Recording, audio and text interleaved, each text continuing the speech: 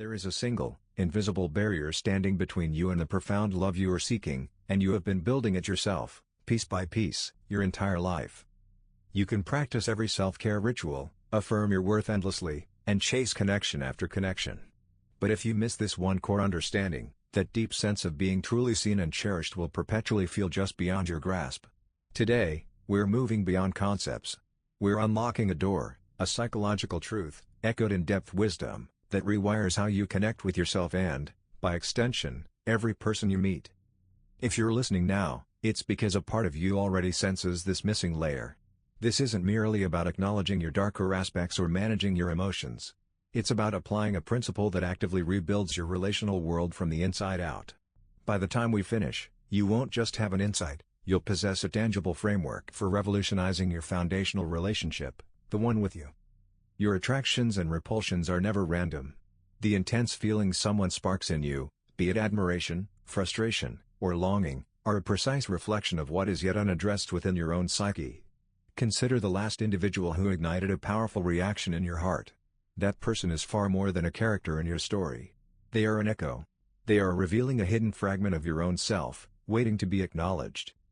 Perhaps you consistently gravitate towards people who leave you feeling insecure. Or maybe you are endlessly annoyed by traits in others that you secretly disown in yourself. Today, you'll learn to decipher that echo. You'll see how to use these powerful reactions to locate the parts of your being that are pleading for attention and integration. Until you do this, you'll remain in a cycle, looking for love in reflections that can never satisfy. The pivotal question shifts from why is this person acting this way? To what does my intense response reveal about me? This principle, the relational echo, goes much deeper than simple self-help.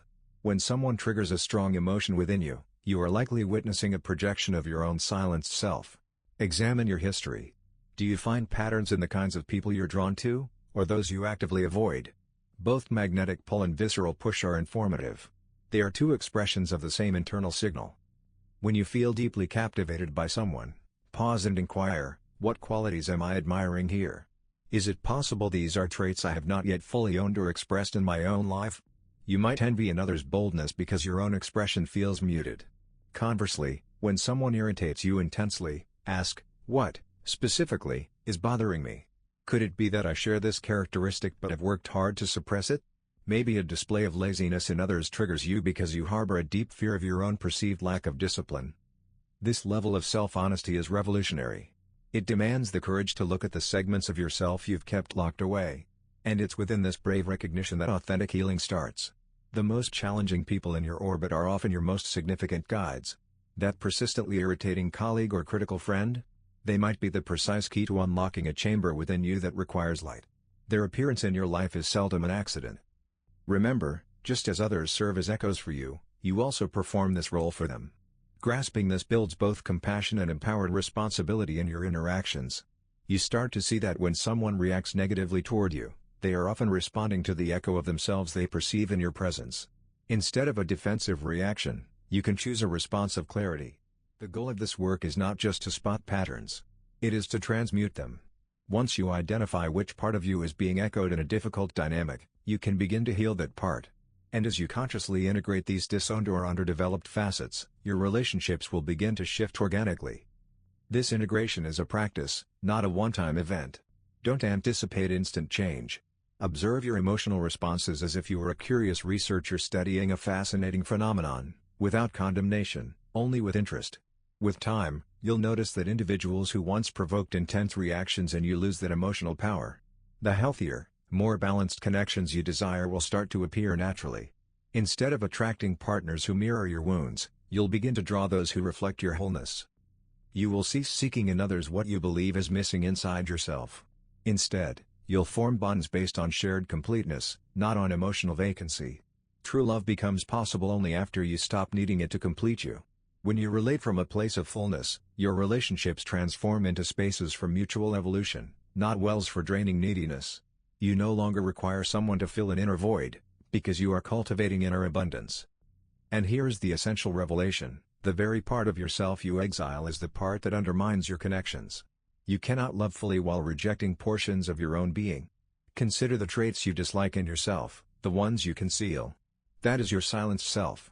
Until you welcome it, You will keep casting your insecurities onto other people. For example, if you are bothered by neediness in others, a part of you might fear your own legitimate needs. If you're drawn to those who make you feel insignificant, somewhere within, a part of you feels unworthy of taking up space. Here, we discover how to integrate your silenced self, not to achieve flawlessness, but to achieve unity. Because only when you accept the totality of who you are can you both give and receive love authentically. Your silenced self isn't only your so-called negative traits, it also holds your unrecognized strengths and dormant gifts.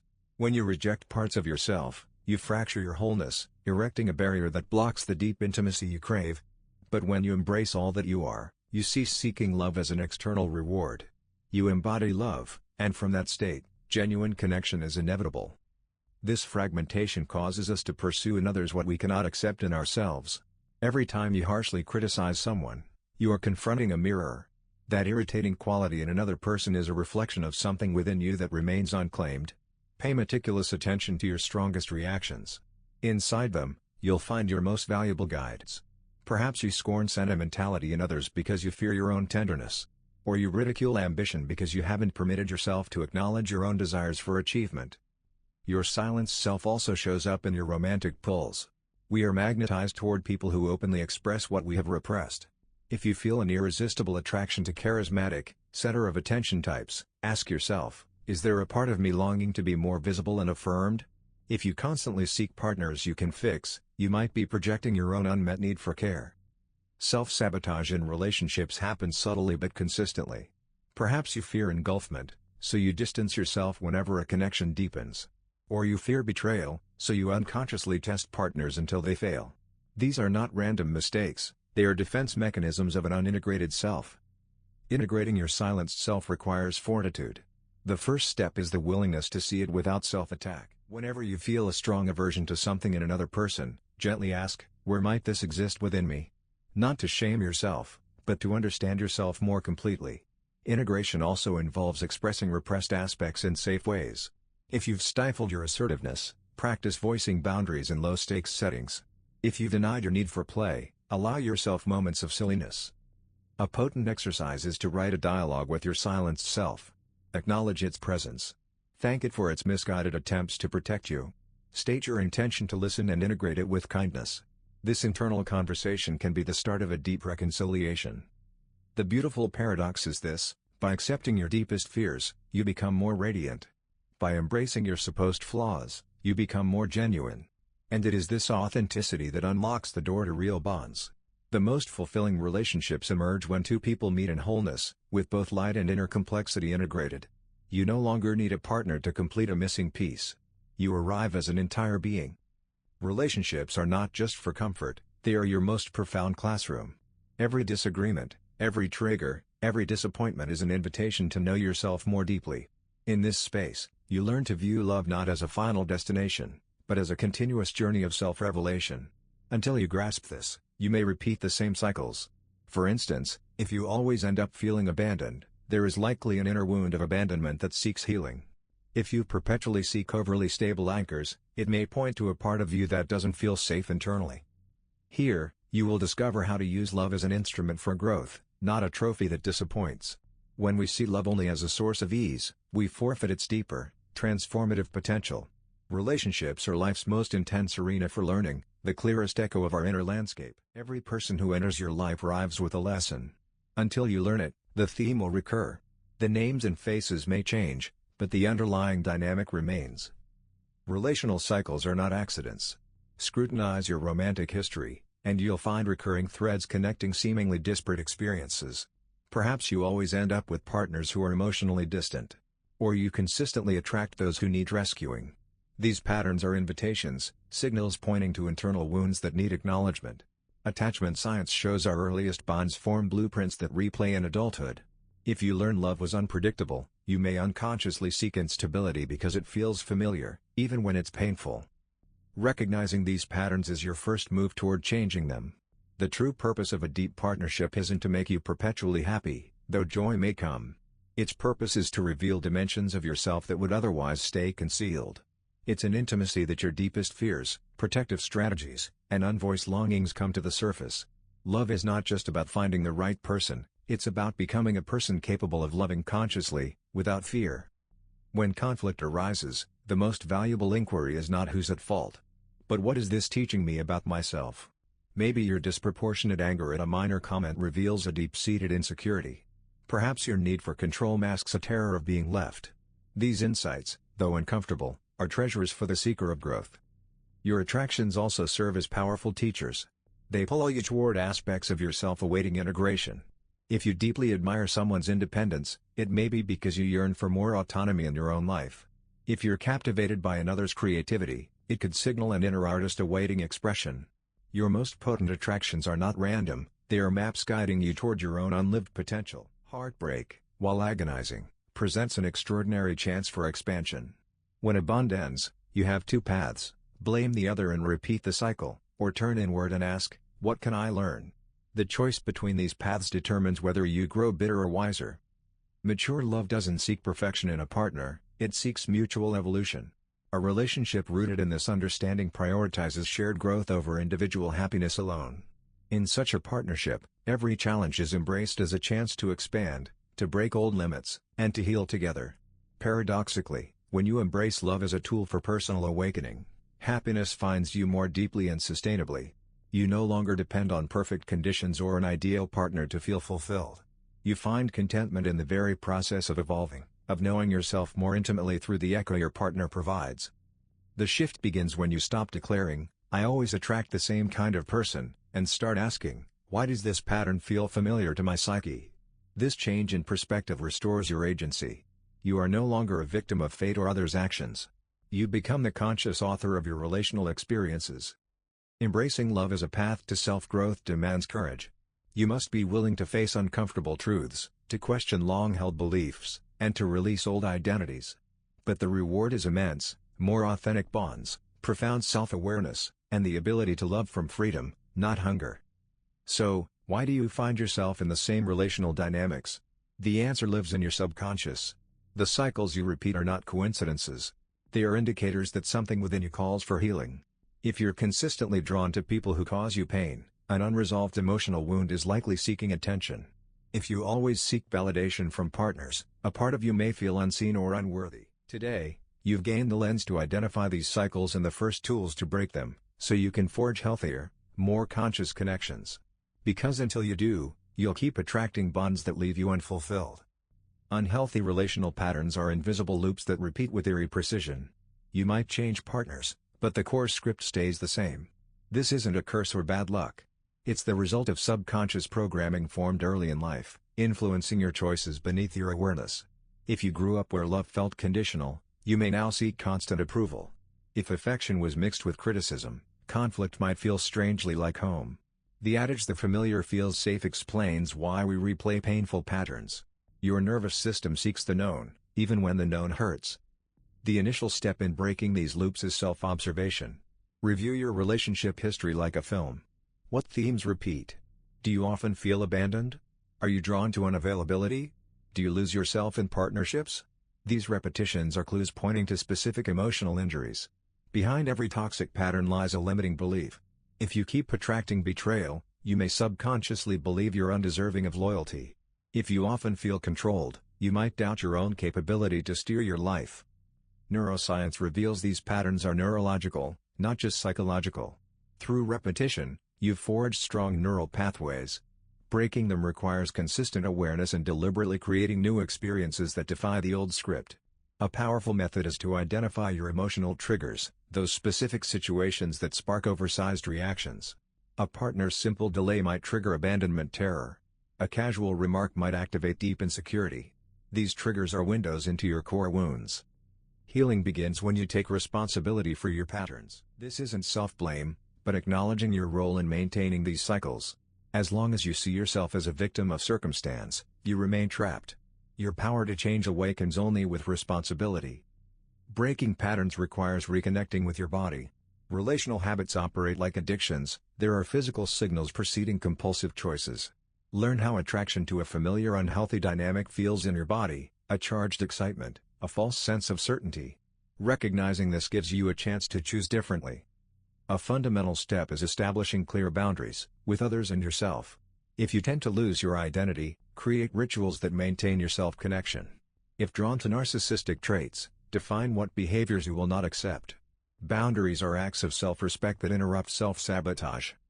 Real transformation happens when you dare to choose the new, even when it feels strange. If you've always been drawn to drama, a peaceful relationship may initially seem uninteresting. This discomfort is normal. You are building new neural circuits, new ways of experiencing connection. Remember, breaking patterns is a process, not a single event. There will be regressions, temptations to return to the familiar. Each time you recognize the pattern and choose anew, you strengthen your new path. Neuroplasticity is your ally. With each fresh choice, you literally rewire your brain. The ultimate aim isn't perfect relationships. It's the awareness that lets you choose freely. When you're no longer driven by unconscious programming, you can create bonds that reflect who you are now, not the wounds of your past. You can love not from emptiness or compulsion, but from wholeness and liberation. Authentic love isn't something you find, it's something you cultivate. When you love yourself without conditions, love ceases to be a quest and becomes your state of being. This is the shift that alters everything, because until you comprehend this, you'll search externally for what can only be uncovered within. Love is not merely given or received, it is embodied. And when you live from that truth, your relationships stop being sources of suffering and become expressions of your essence. Because love is not a finish line, it is the path itself. We've been taught love is external, a force that discovers us if we're lucky. This romantic tale, though beautiful, places us in passive waiting. We hope to be chosen, seen, loved. But this inverts love's true nature. Genuine love arises from within you, like a wellspring, not something to be extracted from another. When you depend on external sources for love, you create a pattern of perpetual scarcity. Like a cup with a crack, you can never be filled. Love from outside is always temporary, conditional, and limited by another's capacity. The paradigm shift occurs when you realize you are the primary source of your own loving experience. You don't need permission to love yourself. You don't need to earn it. Self-love is your birthright, your natural condition when you remove the barriers you've built against yourself. Practicing unconditional self-love is revolutionary in a world that ties your worth to productivity, appearance, or success. It means honoring yourself in failure as in triumph. It means speaking to yourself with the compassion you'd offer a dear friend. It means recognizing your intrinsic value, independent of any external validation. As you nurture this loving inner relationship, a transformation unfolds in your outer world. You no longer approach others from need or emptiness, but from fullness. You no longer seek in others what you lack, you generously share what you already have in abundance. The beautiful irony is that when you stop desperately needing love, you become more capable of experiencing it deeply. Your relationships then become spaces of expansion, not completion. You don't seek someone to make you happy, you share the happiness you've already cultivated. This shift transforms the nature of your attractions. Operating from lack attracts people who mirror your unhealed wounds. Operating from wholeness attracts those who resonate with your integrity. It's the difference between an addiction-based pull and an affinity-based connection. Self-love isn't narcissism, it's its antidote. Narcissism springs from profound insecurity, an inner void craving constant validation. Authentic self-love comes from recognizing your complete humanity. It lets you see others with greater clarity, because you no longer project your unmet needs onto them. A transformative practice is conscious self-compassion. When difficult emotions surface, fear, sadness, anger, shame, instead of judging or suppressing them, embrace them as part of your human experience. This radical acceptance changes your relationship with your inner world, and by extension, with everything external. Remember, love is a daily practice, not a final achievement. There will be days when loving yourself feels difficult, days when old self-critical voices return. Don't be discouraged. Every moment of awareness is a new chance to choose love again. Each time you reconcile with yourself after a moment of disconnect, you strengthen your capacity for genuine love. The greatest paradox is that when you stop seeking love as something you lack, you discover it was always present. Like a fish desperately seeking the ocean while swimming in it, you have been immersed in love all along. Your task is not to find it, but to recognize it, to allow it, to express it first toward yourself, and then, naturally, toward all that surrounds you. This is the secret echoed through ages: love is not just something you do, it is what you are. And when you live from that truth, every relationship, every encounter, becomes an expression of that loving essence, your deepest nature. Love is not a reward for being enough. It is the state that emerges when you fully accept yourself, light and complexity alike. No one will love you as profoundly as you can learn to love yourself. And that is the key. When you understand this, love stops being a search and becomes the very atmosphere you inhabit. If this perspective resonated with you, please share it with someone who might need to hear it. And if you wish to continue exploring how to transform your life from within, make sure to like this video, subscribe to Winds of Thought, and tap the notification bell. Remember, love isn't something you stumble upon, it's something you build within. And that construction begins today. Thank you for sharing this time with me. Until next time.